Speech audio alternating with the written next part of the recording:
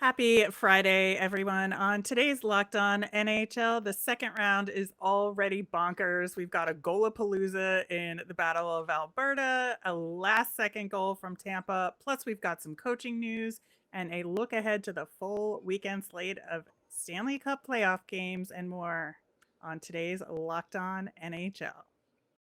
You're Locked On NHL, your daily podcast on the National Hockey League.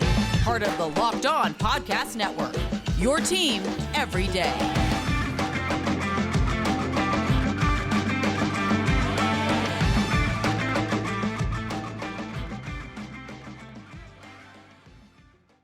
Welcome to the Friday edition of Locked On NHL. I'm Rachel Donner from Locked On Flyers. I'm on Twitter at rmiriam. I'm here with the lovely and talented Gil Martin of Locked On Islanders. You can find him on Twitter at IceWarsNYR versus NYI. Gil, how we doing today? We are doing great. It's Friday. I mean, how bad could it be? It's Friday, and we've got a full weekend of hockey coming up. These are good times. They are very good times in NHL land. Thanks for making Locked On NHL your first listen every day. We are free and available on all of your favorite podcasting platforms. Plus, you can watch us over on YouTube. Man, I am still reeling from game 2 of the Battle of Florida with that last second goal for Tampa to win that one. I cannot imagine a more devastating outcome for the Florida Panthers. Yeah, I mean, so heartbreaking. I think everybody was so sure this game was going to overtime. And, both defensemen followed the puck behind the net. Nobody was in front, and just an easy goal and a big mistake, really, by the Florida defense. And all of a sudden, Ross Colton gives him the win and 2-0. Like wide open net there, practically. Yeah, unbelievable. I mean, Colton's all alone. A nice pass by Kucherov. And I don't think that, realistically, the goalie just wasn't in position. I mean, didn't seem ready for the shot. And, you have such a great game and good goaltending by both teams. And then all of a sudden, 1 second, it was like he was tracking the puck behind the goal, couldn't find it. It came out the other side. And before you know it, it's behind Bobrovsky, and that's it. So devastating. And, to me, the big aspect of this is the emotional result of it. You're dealing with a Florida Panthers team that doesn't have as much playoff experience as the Tampa Bay Lightning. That was one of the things that sort of Tampa had in its favor going into this series. And to lose both games at home and game 2 in such a dramatic, painful fashion, emotionally, this is going to be a very difficult thing for Florida to overcome. Yeah, and I picked Tampa to win this series. I just really felt like whatever playoff experience from being back-to-back champions was kicking into gear, I think, late in that first round series for them. And Florida, having looked shaky in that first round series a little bit, I mean, they got it together. But at the same time, I just felt like there was a huge window open for Tampa. And man, have they gone through it. I think that one of the big problems for Florida, especially in game 2, is their power play. This power play that has been such a huge part of their game all season long. They were 0 for 4 in game 2. And that ultimately, I think, made a huge difference in the outcome of the game.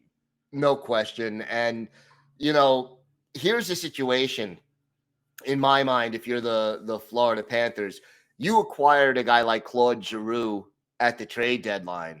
Yes, they did. And he's the experienced guy who's been to, Stanley Cup finals and has been a big part of some great Flyer playoff teams. And, he needs to lead right now. He needs to step up and sort of provide a little bit more leadership. And on the power play, you would think he would be playing a big part. Now, I don't mean to single him out, but to me, this is why you acquired him. You need him to step up now.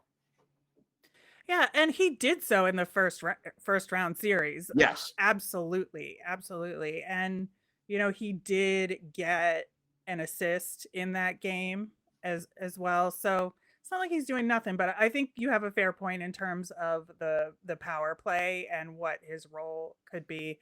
I think you also on Tampa just have the veterans stepping up. I think Stamkos is just putting everything out on the line there, blocking shots. You saw him have to take, a couple shifts off, I think it was, just to Hmm. to deal with that. And then again, you have a guy like Ross Colton stepping up. Again, Corey Perry scoring, which, I don't like to say those words, but you got to give him credit. He's playing really well and doing everything that a veteran needs to be doing in a series like this. So, yeah, it is going to be a huge mountain to climb for the Florida Panthers going on the road. And not only are they going on the road for the next two games, but, down 0-2. So, like you said, I think the Panthers are finding themselves in a difficult spot. But they've come from behind before. So we shall see. They have. Interesting to me that, Tampa Bay has been playing in game two, at least playing 7 defensemen. And I wonder if that helped them as far as just sort of keeping everybody fresh throughout the game. Whereas, Florida had one player who only played 4 minutes of ice time, one of their forwards, Anton Lundell. Maybe strategically, that's a good coaching move and Tampa Bay's taking advantage of it. Yeah, that very well could be. I think that's a huge factor in situations like that. All right, let's switch over to the other Eastern Conference series. We have one game in so far. Carolina leads that series against the New York Rangers 1-0, but they didn't make it easy on themselves in that first game. Yeah, that was a very entertaining game, and it went down also to the last minute. And it looked like the Rangers had that one. I mean, they were cruising along with this 1-0 lead, clinging to that 1-0 lead. And then with a little more than 2.5 minutes, a little less than 2.5 minutes left, Sebastian Aho finally gets Carolina on the board. And then in overtime, Ian Cole ends it. I almost feel like the Rangers maybe went into a little bit too much of a shell trying to hold on to that 1-0 lead. I completely agree with you there. I think they were just expecting a lot more from Carolina than they got, and to me it felt like they were playing against a team that they saw on paper versus who was actually out there and what they were doing. So I think that's totally spot on. But again, Sebastian Aho coming through late in the third period. At that point, I did really feel like it was anybody's game. Yeah. I feel like that definitely re-energized Carolina at that point, and whatever work the Rangers had done all game long was kind of out the door, and which is horrible for them. But at the same time, that's hockey, man. Yeah, that is hockey. And uh I got to put this out there, even though I don't think he was at fault in game one of the series. I still don't see the Igor Shesterkin I saw in the regular season in this playoff series. And, he did well enough late in the series in the first round to get the Rangers through. But that level of excellence that we saw consistently throughout the regular season, I don't see it from Shesterkin right now. And I wonder if they played him too many games during the course of the regular season. Yeah, I think that's been a huge factor. It was a factor for them in the first round Yeah. series, even though they managed to win it. But I do think as these playoffs go on, that it's going to get tougher and tougher. And the Rangers, I think, are going to have to block more and more shots, just for defensive security reasons, right? I think they definitely had more block shots than Carolina did in that game one. I think it was close to 20, but at the same time, it's just I think a huge worry in the back of the minds of the Rangers how far can we ride Igor Shesterkin? You need to win 4 playoff rounds in order to win the Stanley Cup, and I don't know that he has that in him, to be honest. It Watch me doesn't. eat those words, but Yeah, right. He never gives up another goal the rest of the playoffs, and on we go. But no, I agree with you. I think he doesn't look like a dominant goalie at this point in time through the playoffs. And you talk about the block shots for the Rangers. First of all, you had a forward with 3 block shots in Frank Vetrano, and then Jacob Trouba with 5 block shots and 6 hits in game 1. that's going to wear them down. Yeah, it will if you don't win those kind of games and you put all that effort in. I also give credit to the fans down in Raleigh because after that goal was scored to tie it, that building was absolutely rocking. And in the overtime, you sort of got the feeling Carolina had the momentum and the fans were a part of that. Absolutely. I think all of these games have had an excellent atmosphere. We are going to talk about what is leading to some increased fun in the stands in the Battle of Alberta coming up next. But first, we're going to hear about our friends at Built Bar. Yeah, I mean, look, Rachel, I love brownies, but you know what I love more? Brownie batter. Sometimes I eat half the batter just when I'm making the brownies. And imagine if you could lick that brownie spatula clean and still get some protein in. Well, you're in luck because Built has a new creation, and this one is better than ever, the Brownie Batter Puff. You heard me right. This puff takes protein bars to a whole new level, and they're available right now on Built.com. Have you tried the puffs yet? Well, I'm not sure what you're waiting for because puffs are a chocolate-covered marshmallow protein bar. That's right, delicious flavored marshmallow covered in 100% real chocolate. And with just 140 calories, but 17 grams of protein and only 7 grams of sugar, Brownie Batter Puffs are the perfect pick-me-up any day. The Brownie Batter Puffs will have you completely forgetting that you're eating a protein bar. No need to pinch yourself. This is real life. Go to Built.com. You can get your Brownie Batter Puffs now. If you go to Built.com and use promo code LOCK15, you can get 15% off your order. That's promo code LOCK15 for 15% off at Built.com. Thanks for making Locked On NHL your first listen every day. For your next listen, check out the Locked On Now podcast. It's nightly recaps of every NHL game with analysis from all our local experts. It's free and available wherever you get your podcasts. All right, the Battle of Alberta. Man, game 1 was absolutely nuts. Flames winning that one 9-6, but they did blow a 4-goal lead in that one. We also had a hat trick from Matthew Tkachuk and 2 braces in that game. Yes, I am on a mission to use the soccer term brace for 2-goal games in hockey, so I will use it. Please feel free to share that with all of your friends. So we had braces from Zach Hyman for Edmonton and Blake Coleman from Calgary. I don't even know what to make of this game and what it means for the rest of this series. I feel like we're due a goaltending battle, a low-scoring goaltending battle up next, because that's the way these things generally go, right? Yeah, you would think. And it's funny. If you would have told me that in game 1, 15 goals were going to be scored, I would have thought that Edmonton would have won the game. But no, give credit to the Calgary Flames. And, Edmonton fought back, as you mentioned. They were down 5-1 in the second period, managed to get back into the game and tie it. But in the end, a little too much Matthew Tkachuk, a little too much of the Calgary Flames. And I think the key to me is to see how game 2 plays out. Do we still have this wide open, high scoring game, or do we rein it back a little bit and get the 2-1 kind of a game in game 2 and have the series settle down? But I love the intensity of this series. I love the rivalry. The fans were great, as you mentioned. This is going to be a heck of a series.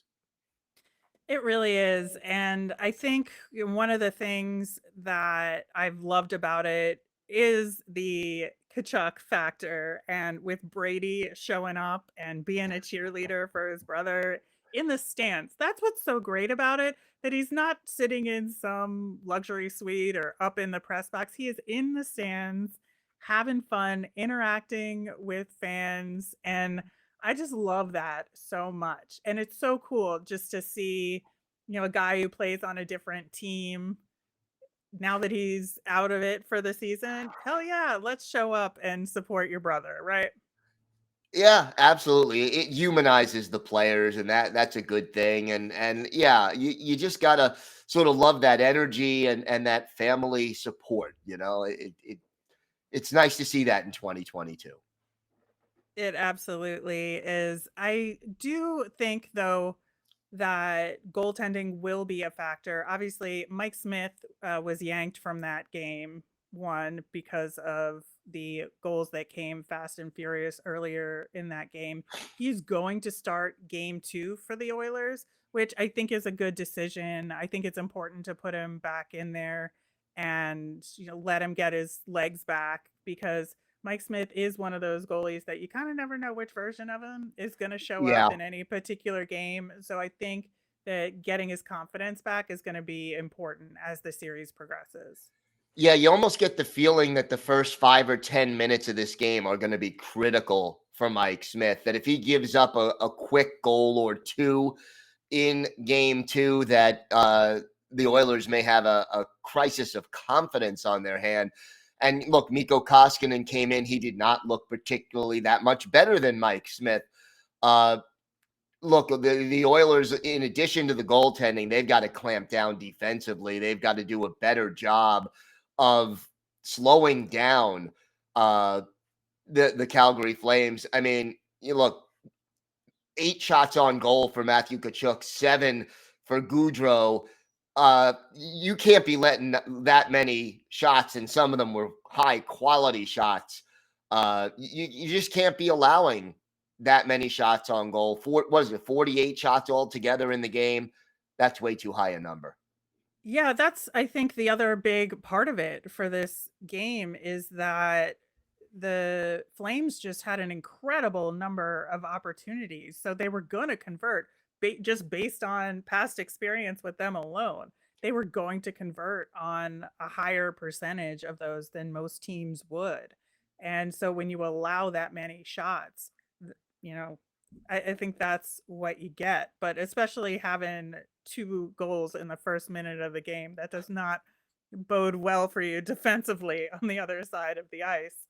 I think that is going to be a huge, huge factor for the Oilers in coming back from this one. But then again, sometimes the Flames do have trouble converting, and they have off games. So, and that's where the veterans and your Connor McDavid, Leon Draisaitl, those guys are the ones that are going to have to step up and win those games for the Oilers. So very fun series. Very much looking forward to the rest of it as it continues in Calgary and then in Edmonton later on.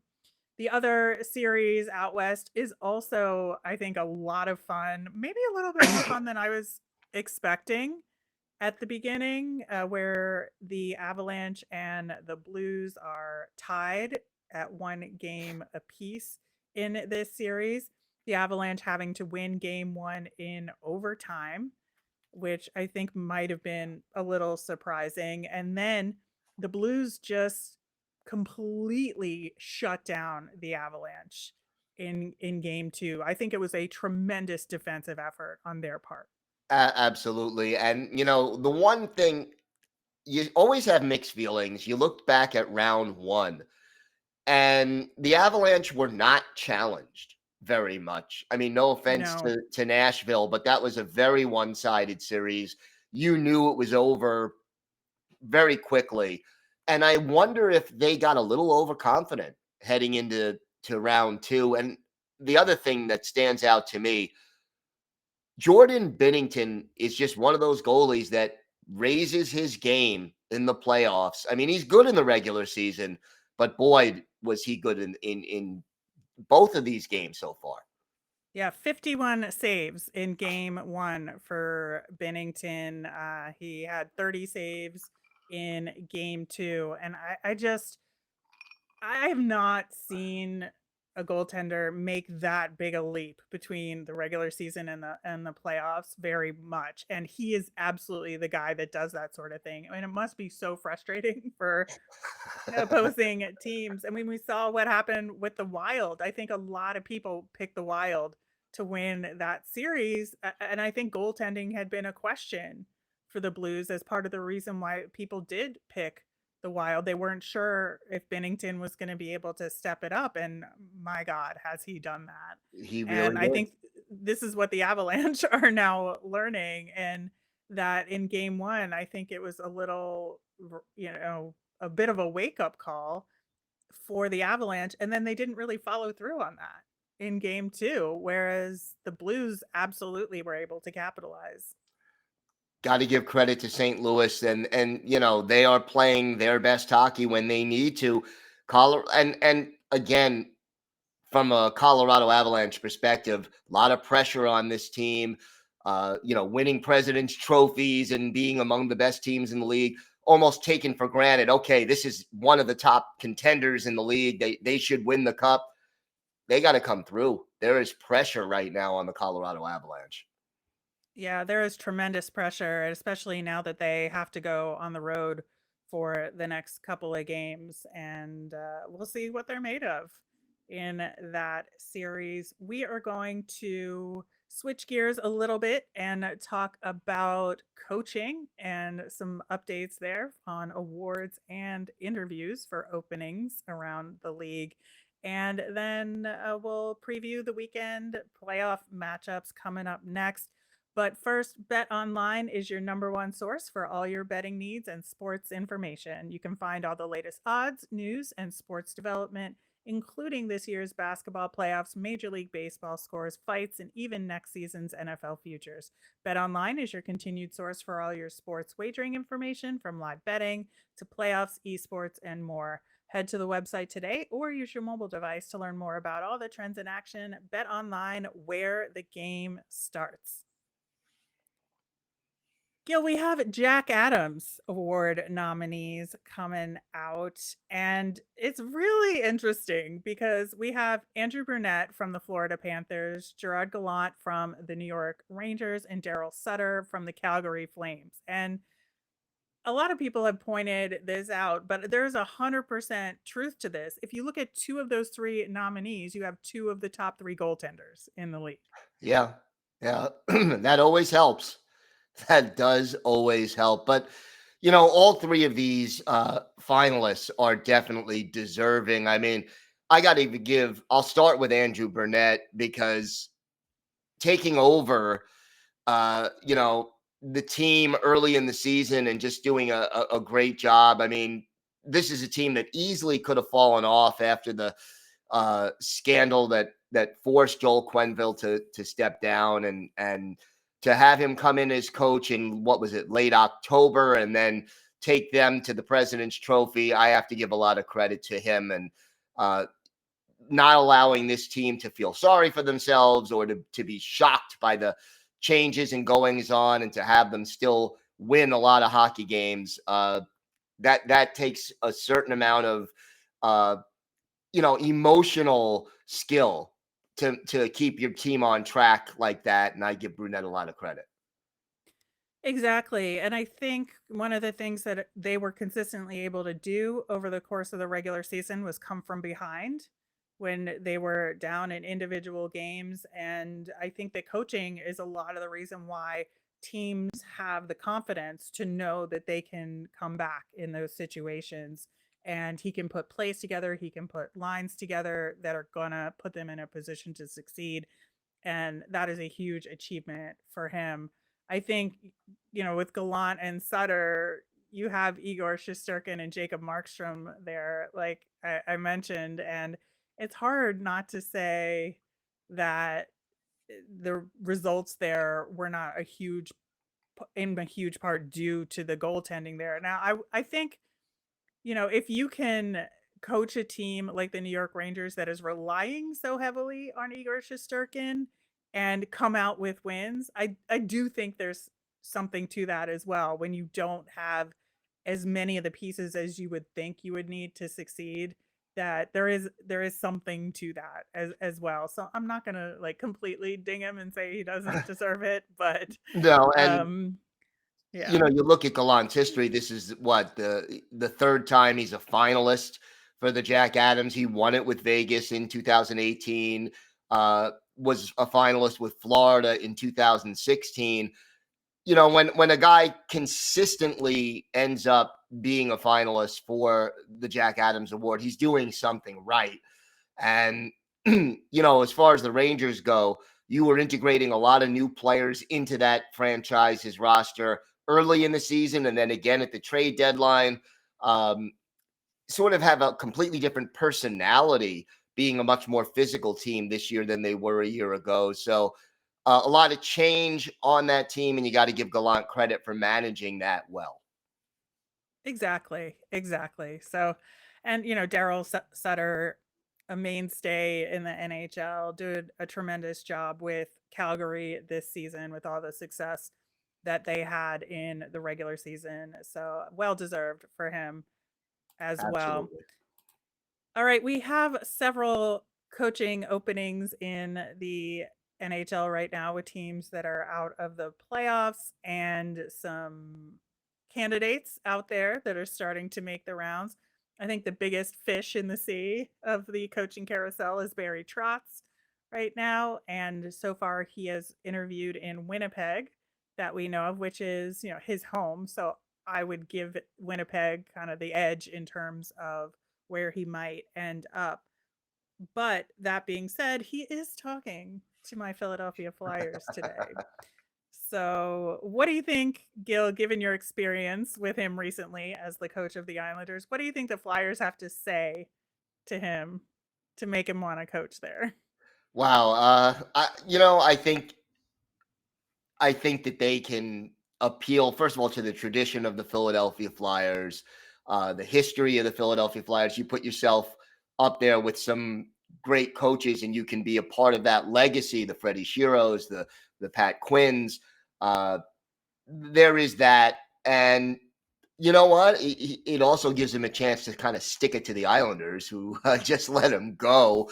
Uh, as someone who follows the Islanders, I do not want Barry Trotz in my division if I could help it, because I think Trotz more than anybody could turn that team around quickly. I think so too. And I think that he has a really strong system based style that he works with. And he's able to, I think, integrate what veterans can do with what some of the younger players can do as well. So I think that it would be really great for the Flyers if they could get him. I don't think it's going to happen, but I'm going to try and think positively that at least the conversation will go well, and maybe at the very least, the Flyers will get some creative thinking out of the conversation and consider different things as they're trying to build for next season. But, we'll see how that goes. Yeah, I would say Winnipeg has to be the favorite to go back home, but you never know. You do. All right, this weekend jam packed with hockey action. Of course, tonight we have game 2 for the Rangers versus Carolina and the Battle of Alberta for Calgary versus Edmonton. The rest of the weekend is a little lopsided. Saturday, there's only one game, the Avalanche versus the Blues. So we'll have game 3 of that series. And then Sunday, there are 3 games. So it's going to be a tremendous day of playoff hockey. We've got Panthers versus Lightning game 3. Then your next game in the Rangers versus Canes series, and Flames versus Oilers. Interestingly, because of arena scheduling, the games 3 and 4 in Tampa are back to back. So they're playing Sunday and Monday. I think when the schedule came out, you would think it was a bit of a disadvantage for Tampa having their homes back to back, but considering how they've played so far, maybe it'll work out for them. Yeah, maybe. I do not expect this to be a sweep. I think Florida will get at least one game out of the two. They're too good of a team to roll over at this point. I 100% agree. We will see how this plays out next week. And Gil, you'll be back Monday to talk all about it with some of our local hosts. Yep, looking forward to that. All right. And then we will be back next Friday, the two of us together, to recap the week that was for next week. That'll do it for the Friday show of Locked On NHL. Once again, you can find me on Twitter at rmiriam. Gil is on Twitter at IceWarsNYRVSNYI. Have a great weekend, everybody.